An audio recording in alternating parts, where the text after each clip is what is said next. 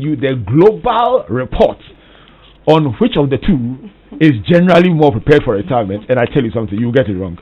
You may try, but you will get it wrong. Let me find out whether my guest can guess. Not the Ghana statistic, the global statistic. Who are more prepared generally for retirement, men or women? I asked my guests before they start their main discussion. And in the game changer segment, Amos will give you another definition of MVP. MVP, what does it stand for? You will find out when Amos joins us for our game changer segment. But once again, Patricia and me, welcome to Springboard. Thank you once again. So let me find out from you again.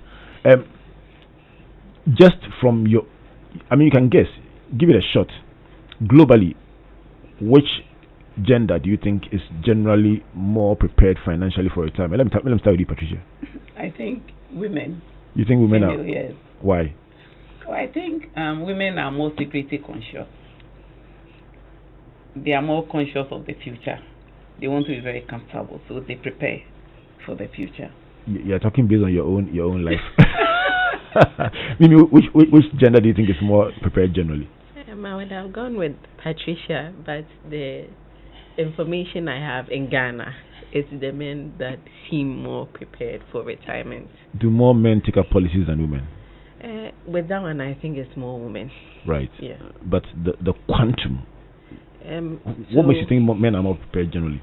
A lot more men work in the private sector, or formal sector, let me put it. So they tend to, rely on what their employers do for them.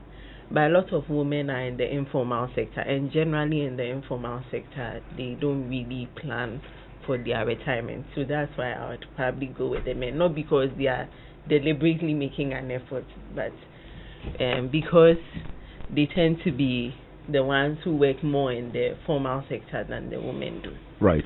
There's a raging debate on Facebook about this issue. I just posted it about a few minutes ago, but already there's a huge debate going on, and it's split down the middle. Some people think it's the men, some think it's the women. But Amos will tell us who it is.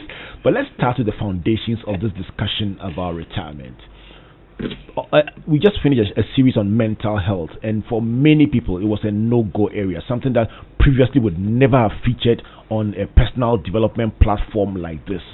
I put retirement in the same belt. Until recently, it would never feature in a discussion like this because people felt it was relegated to an old people's subject.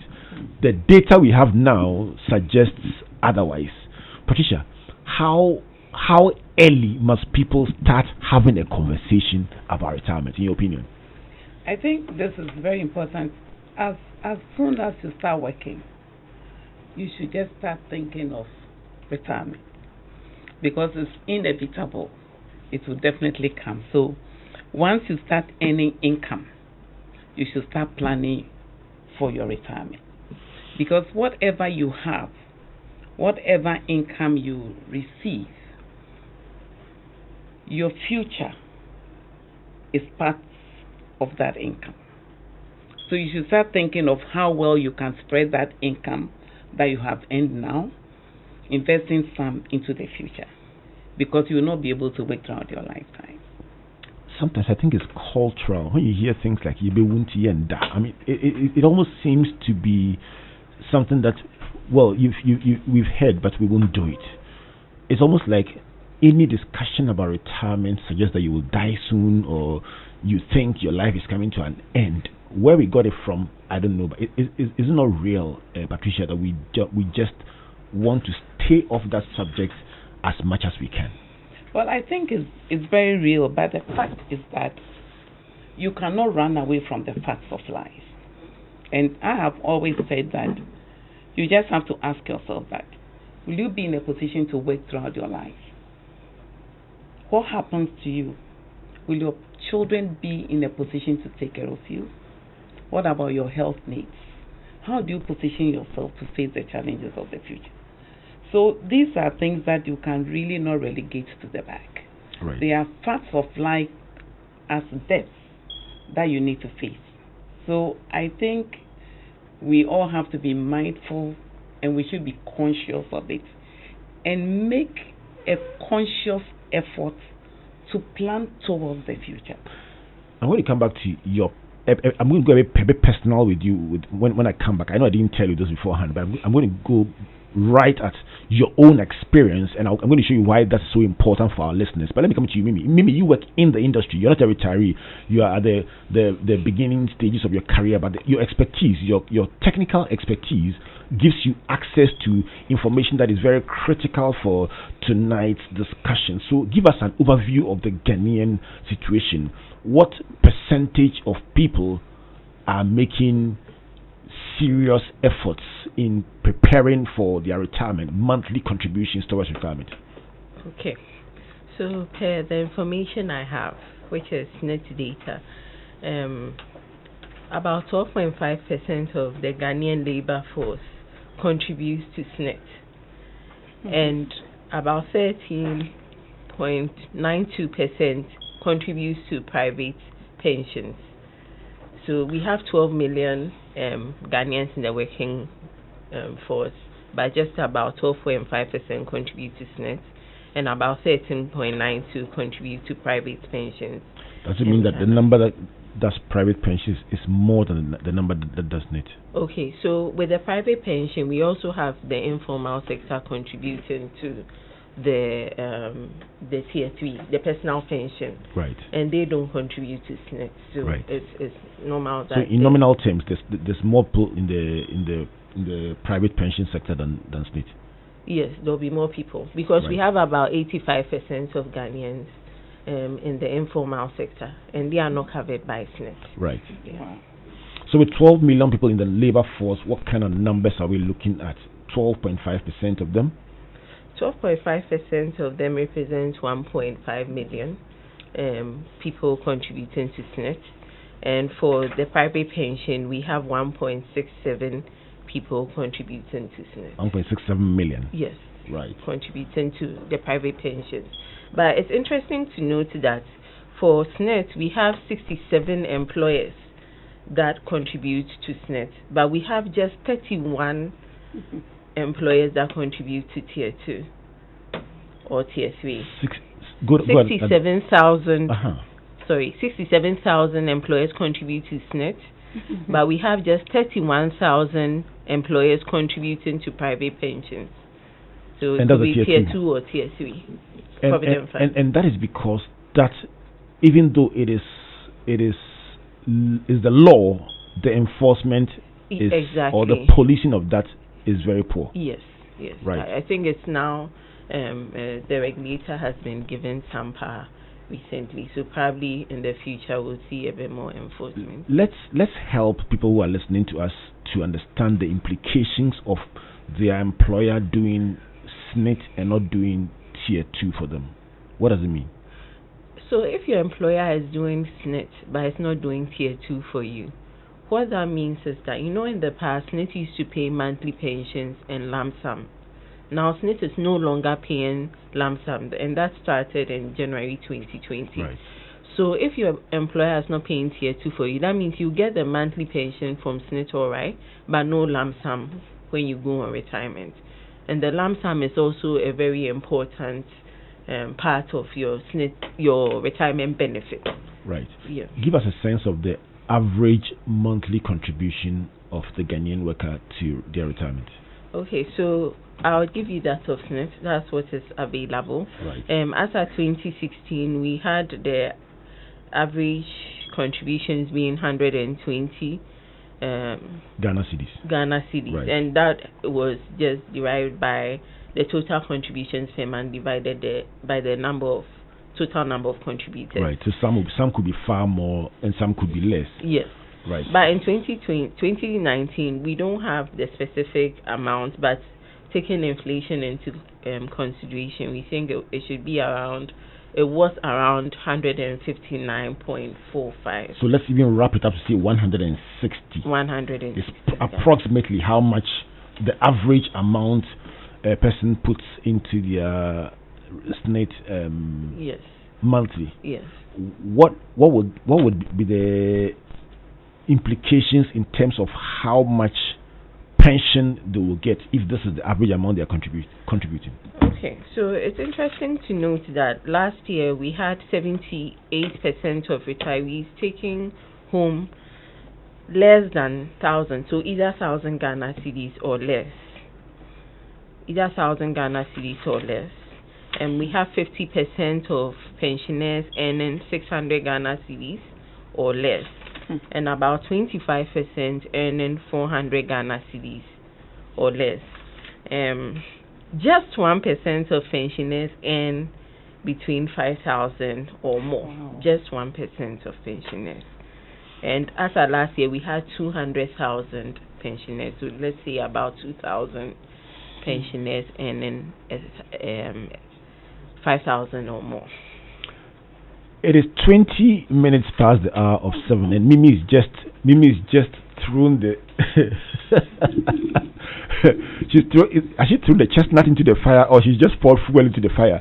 I could hear Patricia say, "Wow!" But these are the statistics that often get overlooked in our discussion, and that's exactly why Mimi is here today, to just give us those jarring realities about how prepared we are as people. If you just join us, let me give you a summary so I can come to Patricia and say, as somebody who has worked, as somebody who knows the cost of living, what will be the implication of being given less than 400 cedis a month as pension, resulting from how much you paid in the course of your work? But let's run the numbers by you. So from the submission we just received, 12.5% of the labor force, amounting to approximately 1.5 million people, contribute to the SNIT scheme.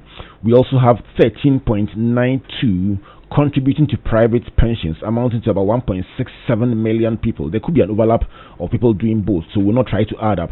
But interestingly, she says that when it comes to SNIT contributions, there's another interesting statistic. That is, 67,000 employers contribute to the SNIT scheme. But when it comes to the tier 2 or tier 3, what percent, what number? 31,000. 31,000, which is less than half of the number, contribute to tier 2 or tier 3, which means that it is possible that your employer is deducting and not contributing, and that could put you at a disadvantage, and even more so when you retire, because you will get no lump sum since NIT stopped paying lump sums at the end of last year.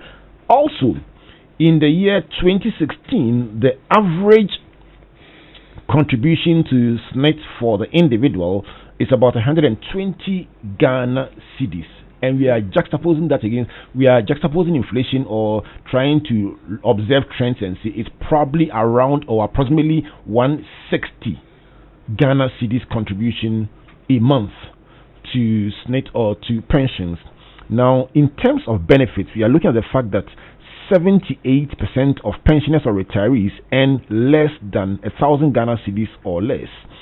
And we are looking at the fact that 50% definitely earn less than 600 Ghana cedis, and 25% of retirees earn less than 400 Ghana cedis a month. That is the discussion we are having. Patricia, given these stark numbers, apart from what's going through your mind? Quality of life. Exactly. Yes. I mean, I think this is just food for thought for everybody. And once you are working, you need to plan and know how you want to live in future. And having that in mind, you prepare for the future. Because for anyone earning 600 Ghana cedis a month on pension, one probably can assume that the person probably may be earning maybe 1,000 Ghana cedis. Or 2,000. Or 2,000 when the person was in active service. Hold on a second. Mimi, what percentage normally is the differential between what you were earning, what you earned in your working life, and what you earn in SNIT? On average, about what percentage does it end up being? So the maximum you can get from SNIT is 60% of your pre-retirement income. The maximum, okay. But the catch here is that it's on basic salary. Okay. Not the take home. And for most of us as employees, we are more interested in the take home, right, and not the basic salary. Right. So you may have a small basic and a huge allowance. So the allowances, the add-ons, all those things are not part of the SNIT. Exactly. Right. So you may take home less, way less than you were taking before. Because so let's do some of math. that. Let's do some math. Let's say that even you were earning, let's say, your basic was 800 or 1,000, and then your take home was 2,000 because of the add-ons, all the benefits packages. You will think your salary is 2,000, but your basic is 1,000. Exactly. And you're saying that the maximum for that 2,000 earner from SNIT is 600. 600. And that's the maximum. Yes. It could actually even be less, depending on a number of other circumstances. Yes, it could be less. And probably when we are talking about SNIT, or probably I can talk about it now. Now, SNIT takes into consideration your best 3 years average annual salary. Right. And they have something we call pension rights. For a Ghanaian, you should have contributed to SNIT for at least 15 years. That's 180 months to have a right to pensions. So it's not automatic that you're a worker, you contribute to SNIT, so you have monthly pensions. It doesn't work that way. Now, this 15 years gives you a right of 37.5% of that average, the average of your best 3 years salary. The maximum you can get for working, let's say, 40 years is 60%. So I'm assuming that for the 3 years, your salary didn't increase. So let's say 16,000 annual salary throughout the 3 years. For such a person, the maximum you can get for working for 40 years is 60%. 26 minutes past the hour of 7 o'clock, and this is exactly what we are talking about. The fact that it is possible to be taking home a certain amount. You've rented a house based on that amount. You have contracted relationships based on that amount. Your in-laws based on that amount. Your children based on that amount.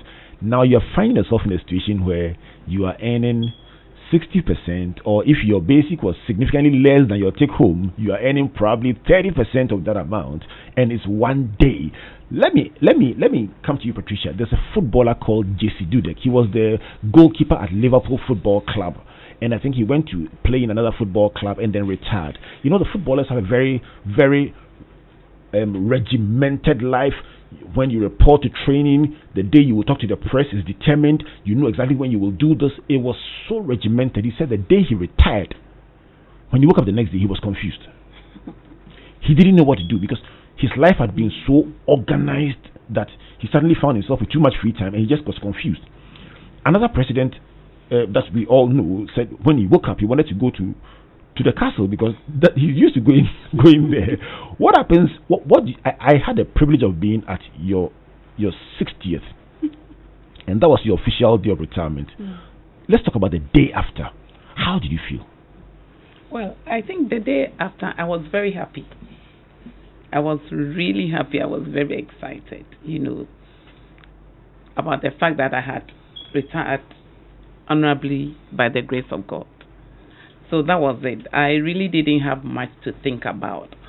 What was very important and crucial to me was the next steps after the retirement. What to do with my life, how I can impact the lives of other people. But I was really very happy about the fact that I had gone on retirement by the grace of God.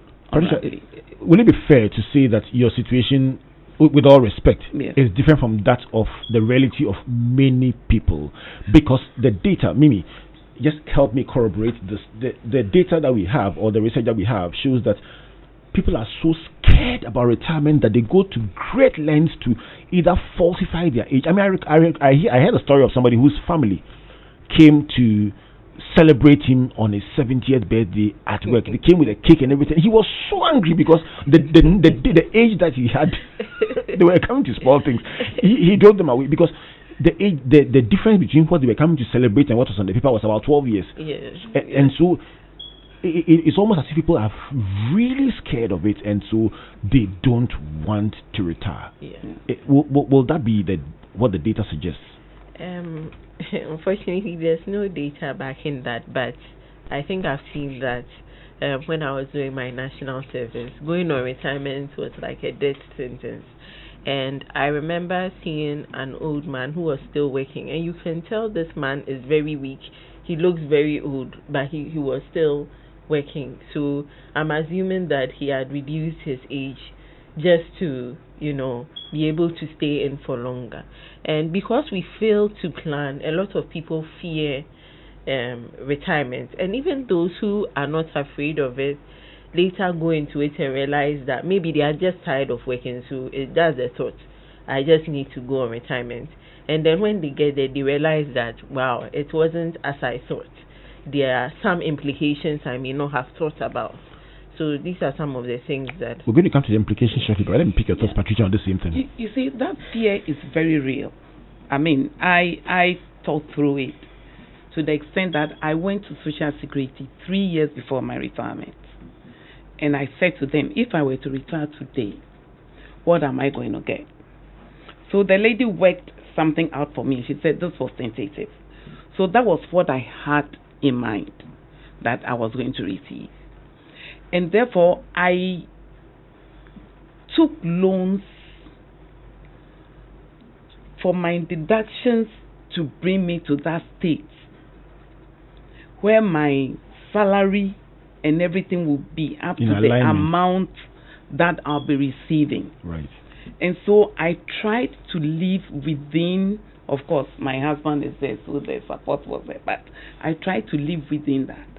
So it's all about planning, anticipating what you will get, and then planning your life around that. Okay. But thankfully, upon retirement, I got twice even more than what I was told I was going to get. So that made life a lot more. Glory to God. Chal, I'm going to come and visit you for a show. That's right. When I come back from this break, I'm going to play you a special insert from Pastor Mensa Otabil. And it's his thoughts about, are you overpaid or underpaid? He's doing a brilliant series on excellence. And thought-provoking, I must tell you. And today, people were sitting on the edge of their seats, very uncomfortable, because it's the kind of discussion that, it is, as they say in English language, Ghanaian English language, is choking you in the wrong places. But it is true.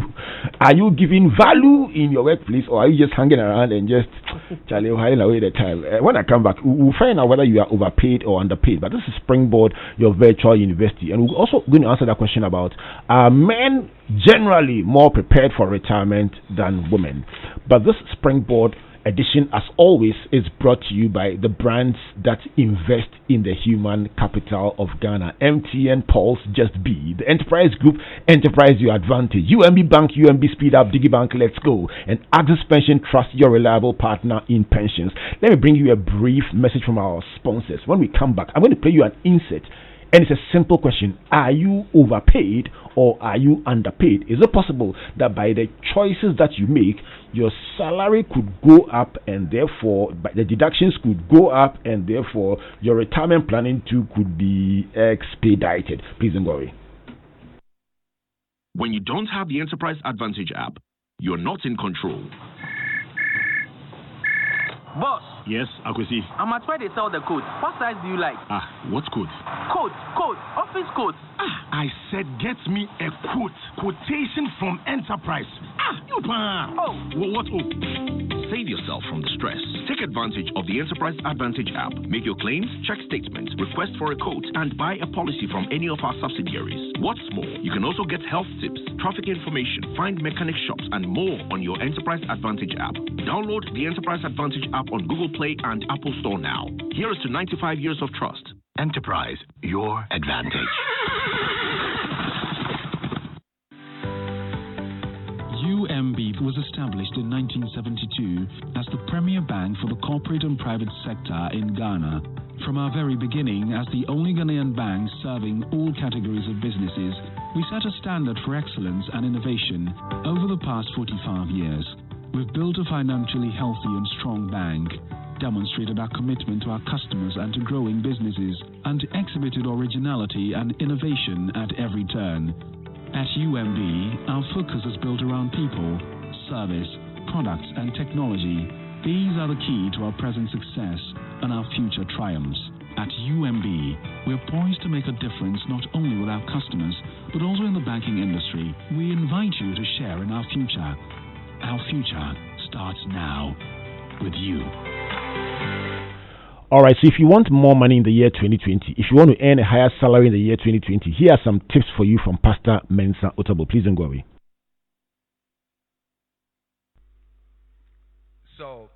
for those of you who work for people, do you think your boss feels he's overpaying you or underpaying you?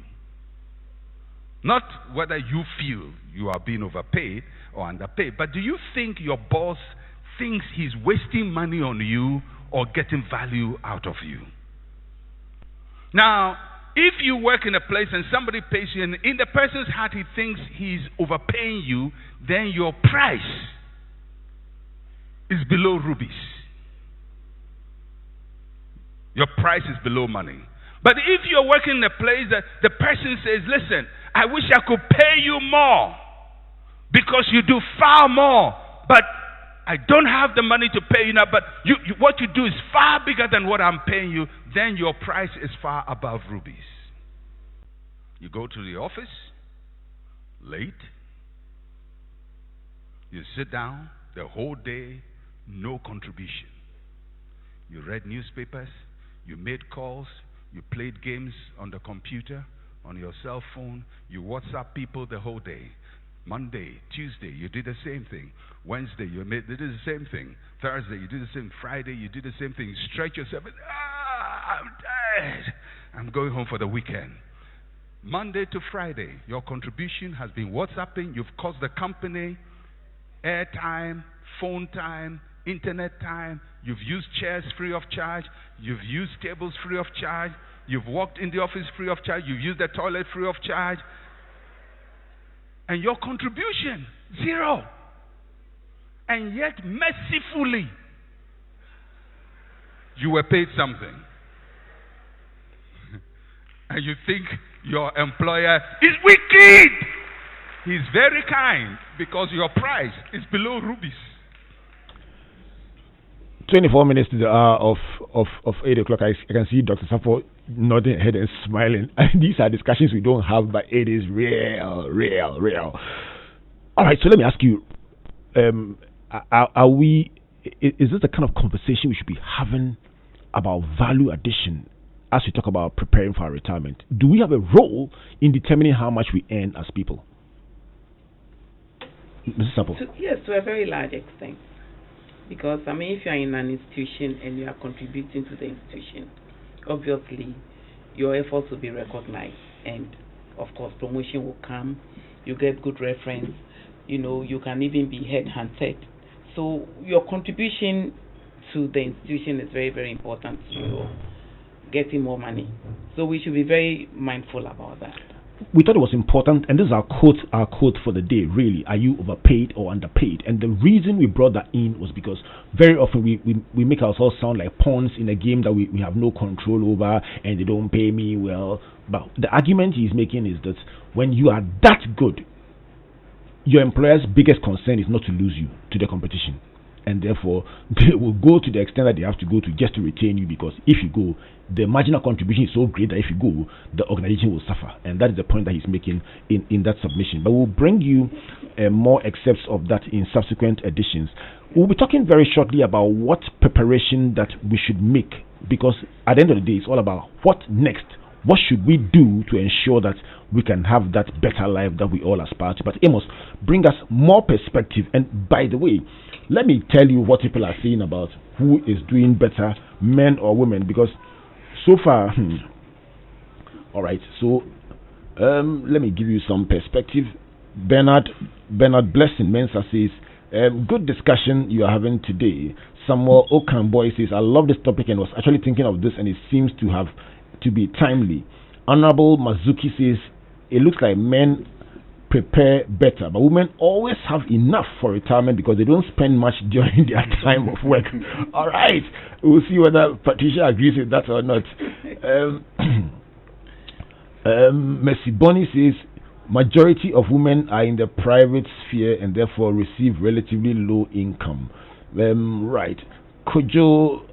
Pastor Kojo Amwasari is asking, is it possible to know your pension benefits before your retirement? And that was answered by Patricia. She says 3 years to time. She actually went there and asked all the questions and therefore knew what to do. All right. Evangelist Stephen Adeko says, Mimi, great work done.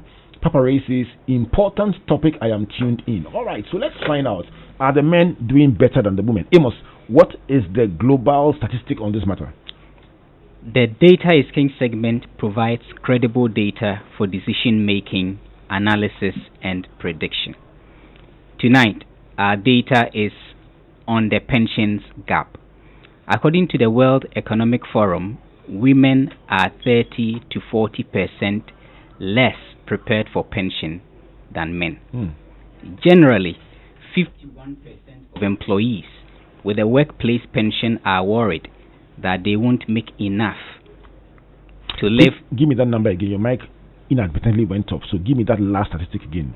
Generally, 51% of employees with workplace pensions are worried that they won't have enough to live their ideal retirement life. People are unable to save enough for retirement. Some of the pension challenges are the following. Number one, we are living longer than what pension systems were designed for. So retirees are expected to outlive their savings by a decade. Number two, we currently have a pension gap between what is needed for retirement and what is saved. The savings gap stood at $70 trillion in 2015 and projected at $400 trillion by 2050 unless remedial measures are taken. And number three, the problem is worse for women, which is what we started with, that retirement balances for women are typically 30 to 40% less than that of men. So our question for tonight is, what steps are you taking to prepare for your retirement? Brilliant as always, Amos. Our Data is King segment. It gives you credible information for decision making. The two biggest issues, apart from the fact that the women are generally less prepared, the two biggest issues from this World Economic Forum report. Number one is that we are living longer, which should be great news. 10 years longer than was designed by the system. So, I mean, I have an auntie who's 80 something in UK. She goes to work and comes back normal, and the system allows her to continue working. The retirement age has been increased in some countries. The issue is this: when these systems were being designed, it was designed for us to live for a fewer number of years than we are living now, and the gap is a decade. First reason, life expectancy is better. Second reason, there's a gap between what is saved and what we need is needed. Mimi, you want to speak to that? Okay, that is very true, even in the Ghanaian situation. Right. I've realized that a lot of Ghanaians feel like they would die before retirement or a few years after retirement. I normally like to ask, just take your classmates, how many of them have passed on? So that just makes you know that you are probably going to live longer. And if you do live long, what happens? For men in Ghana who hit the age of 60, you are expected to live 16 years more. And for women, you are expected to live 18 years more. So if you should live for that long, what happens to you? You can also take into consideration the oldest person in your family. If God chooses you to be the next one, what happens? Are you going to live comfortably, or are you going to live waiting for your death day to arrive so that you can, cut short the misery? It's something that we need to ask ourselves. And one thing I've come to realize is that it's because we don't think about these things that when we get our lump sums, when we retire, we just use it anyhow. But if you have a plan for your retirement, you have your retirement goals. And retirement planning is not just pre-retirement. We have post-retirement. Because a lot of people may live well. But how do you ensure that you manage your money well throughout your retirement to be able to maintain or improve that standard of living? So it's not something we just do before we retire, but even after we retire, how do we manage things? And these are the things that we need to talk about. First of all, what is our goal? What kind of retirement do you want to have? And you can do this as soon as you start working. It's not just about saving. you can save but get there and it will not be enough. Help us understand when you say what kind of retirement do you want to have. Are you saying that you must set an amount that you want to earn, or a percentage of your income that you are saying no matter what I should not go below 75%? Okay. What kind of goals are you talking about? Okay, so you can look at your retirement goal as a percentage of your income. Okay, so it's a clear number. Pre-retirement income. So globally, the rule of thumb is at least 70% of your pre-retirement income. I was around 75. At least you should have 70% of your pre-retirement income. But that is a general rule. It's just to give you some kind of guide. But you have to sit down and determine what you want your future to look like. It could be that you may spend less than the 70% based on your lifestyle, or it could be that you may spend way more. For example, if you have what we call pension babies, when you retire, you are likely to spend more than somebody who doesn't have pension babies. Which means if you start having your children late, yes, it should influence how you design your pension. Exactly. So it's not just like something you stand up and you just do it. No. Right. No, it's something that we sit down. It's like a financial planning process. You sit down, you look at your goals, you look at your do people, for instance, walk to Access and say, I will sit with you and talk through my situation so you advise me on what to do? Okay, so for Access, I mean, naturally, Ghanaians are not very good with walking to people for advice till it's too late. But for Access, what we do is before people retire, we go and meet them and then have a one-on-one discussion. We talk about lifestyle, we talk about health, we talk about legal issues, we talk about finance, just to help them. You know, some people don't have goals, but as you listen to them, they have something. They've just not written it down. Some people say, I want to travel every year, but they've not sat down to think about the cost implications and how that would affect their retirement fund. But once we put down those goals, we look at your financial situation. Where do you stand now?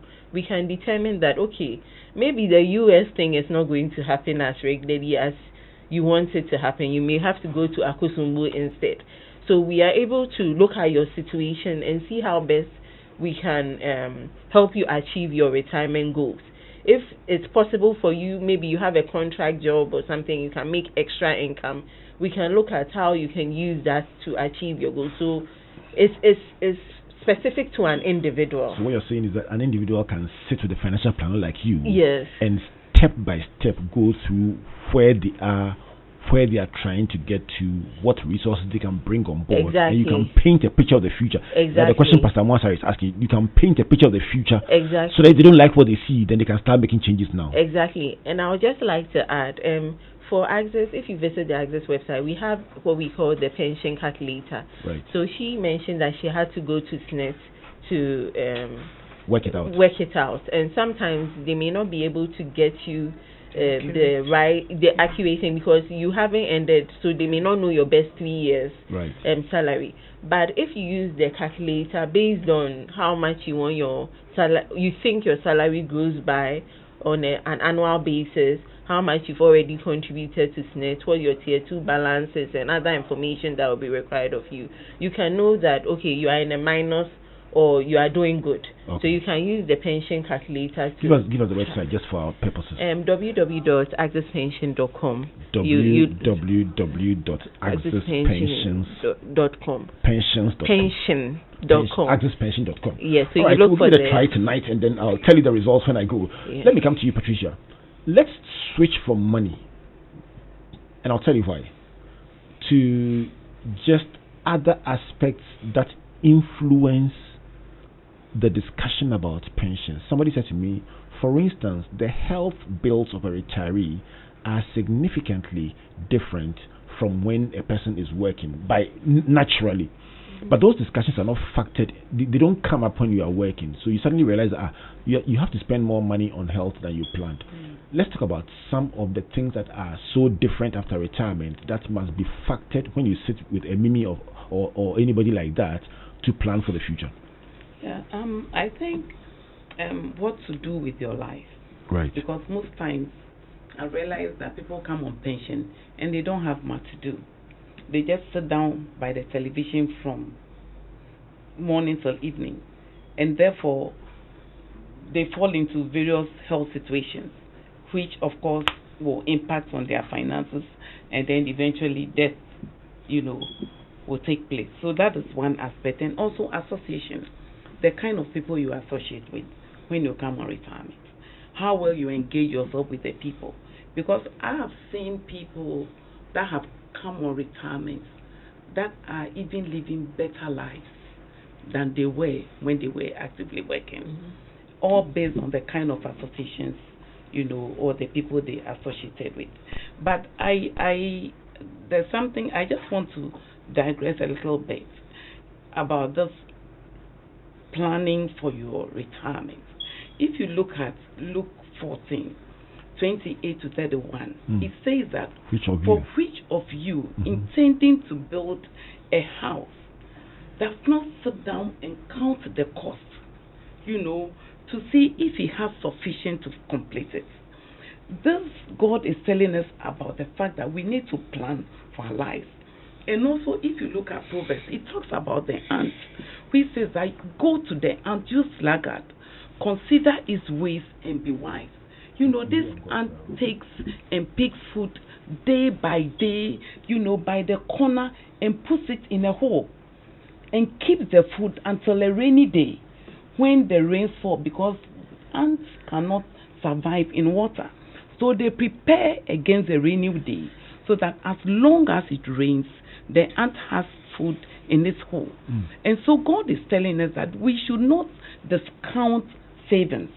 It's very, very critical. And so if you plan your future, I don't really think that it matters how much you get, whether you get 10,000, 5,000, or 100,000. Somebody may have 100 Ghana cedis, and the person may be able to maximize that amount of money, save little by little based on the person's standard of living. Save to the extent that when the person goes on pension, the person can maintain that standard of living because that person sat down and planned, that person made provision and realized that, look, whatever monies I have right now are the monies I'll also use in future. So they plan for it. So I think that amidst all these things, planning is very critical, and we need to be very futuristic and know the things that are important and the things that we need to discount even in life. People have led very frivolous lives when they have so much money, and then on retirement they don't have anything. I'm going to come back and tell you some wise words I heard from somebody who was he had retired and yet he was still planning for the future. When I come back from the game changer segment, we have a very new definition for the word MVP. Amos, take it away. Our game changer tonight is MVP, Davido Risky Freestyle. 6th March 2019 was a horrible day for Davido. A video of the Nigerian hitmaker freestyling on Shade 45 show had emerged, and in many people's eyes, it was underwhelming, to say the least. Within hours, social media was ablaze with people mocking the freestyle and laughing at Davido. Even the biggest stars fail sometimes, and the story could have ended there. Instead, that freestyle turned into one of the biggest hits of Davido's career. This week, our game changer is MVP, Minimum Viable Product. An MVP is essentially the most basic functional product you can make to collect relevant customer feedback. But the power of the MVP isn't the product itself. It's actually the feedback, because that's what polishes the MVP to become the product people admire at the end. Don't believe me? Let's go back to Davido. The man himself said it best. What you all laughed at, you will dance to. Yes. In the 7 months between March and October, Davido continuously worked on the freestyle and turned it into a song called Risky, which topped charts in 8 countries. Today, The once rejected freestyle has a mind-blowing 16 million streams on YouTube alone. Beyond music, there are many other examples of successful MVPs in business. Airbnb started as a one-page site with pictures of a rental apartment in San Francisco, and now it is a $35 billion company with listings in more than 190 countries. So how do we apply the MVP concept to our business? 3 steps. Number 1, find the core. Only think about the key features you need to start. Number 2, know your customer. Consider your ideal client and find the early adopters. And number 3, iterate. Gather feedback and use it to improve. And when you are tempted to doubt your MVP, don't forget what Jesus said in Mark. The stone that the builders rejected became the cornerstone. This week, let's stop holding back our dreams in an attempt to perfect them. Let's grab our MVPs and move. MVP, a new word, MVP, minimum viable product. Thanks to JJ for that script, and thanks to Amos for bringing it to us. All right, so before we wrap up today, I once sat with a very one of my mentors, a very deep thinker, Mr. Marty Marquis, several years ago, and he said to me, he was buying shares in Mechanical Lloyd at age 65 or 70. I think it was about 70 then. And I asked him, what was he doing? What was he going to do with those shares? Then he said to me, the value will rise. He lived to be well over 90. And something said to me, his perspective of life and his sense of the future gave him the health and the strength to live that long. Today I celebrate him for just that perspective and just that angle he brought to a discussion. At age 70 he was buying shares and he lived to be probably about 93 or so. Dr. Reverend Sapo, let me find out from you. Is there a truth in the fact that your own expectation of life and zest for life sometimes secretes the energy to continue living? Yeah, I think that is it. It's all about purpose. I mean, once you are purposeful and you have a purpose-driven life and you know what you want, that is enough motivation to get you to achieve. And I want to just draw our minds to Genesis 1:29, which says that, then God said, I give you every seed-bearing plant and every plant that has fruit with seed in it. Every human being has a potential. Every human being has a gift. And once you recognize that gift, like you said, you work on that gift, and that gift will make room for you. And through that, you will just make it in life. Thank you very much. Mimi, your closing thoughts on the show. So there are some mistakes that I would like all of us to avoid. Because when you meet people who are just about retiring, they said, had we known, we don't want to get there. So start saving for your retirement. No matter how late you are, start saving for your retirement. Ideally, it should have been the first when you earned your first income, but it's not too late. Start saving for your retirement. Also, take responsibility of your comfortable retirement. Yes, your employer has a role to play, the government has a role to play, but at the end of the day, it's your responsibility to make sure that you retire comfortably. Also, make sure that when you are negotiating for your salary, you look at your retirement benefits, because it's very important. It's your future. Also, make sure you consider longevity, inflation, healthcare, and the kind of lifestyle you want to live when sitting down to plan for your retirement. Take advantage of any provident fund or any kind of arrangements that your employer wants to do for you towards your retirement, and avoid the temptation to withdraw. I am against it. I personally think there should be no provision to withdraw from a pension fund. Withdraw before time, because I've seen people retire and it's their provident funds that have saved them. So I know there are a lot of issues, financial issues, but with some deliberate efforts and a financial plan, we can address all these concerns. And the website is www.accesspension.com. Our listeners are asking, so accesspension.com is the website. Just go there and do some calculations right now and find out how much you earn. And I think there's also another site to www.calculator.net, retirement calculator. Yeah. Also, I mean, there are sites you can go to calculate your own pensions. But let me sign off by saying that my big takeaway for today is that 50% of Ghanaian pensioners earn less than 600 Ghana cedis a month as pensions, and that's something worth thinking about. But let me sign off by saying, listen, the easiest way to plan to earn, a rule of thumb, not less than 70% of your pre-retirement income. If that's your perspective, you will be fine. My name is Albert Okran, and next week it's a big debate: to build or to buy property, to build or to buy. And we're going to have Reverend Alan Okume-Mensah versus Samuel Ewu of Buena Vista Homes. It's going to be brutal on the show next week. Join us for Springboard Virtual University. Till then, my name is Albert Okran. God bless you. God bless you. God bless you. Good night. How do you intend to sustain yourself when you retire? My children will take care of me when I'm retired. I am a professional. I can work till 80. Some people leave their retirement to chance. How are you planning yours?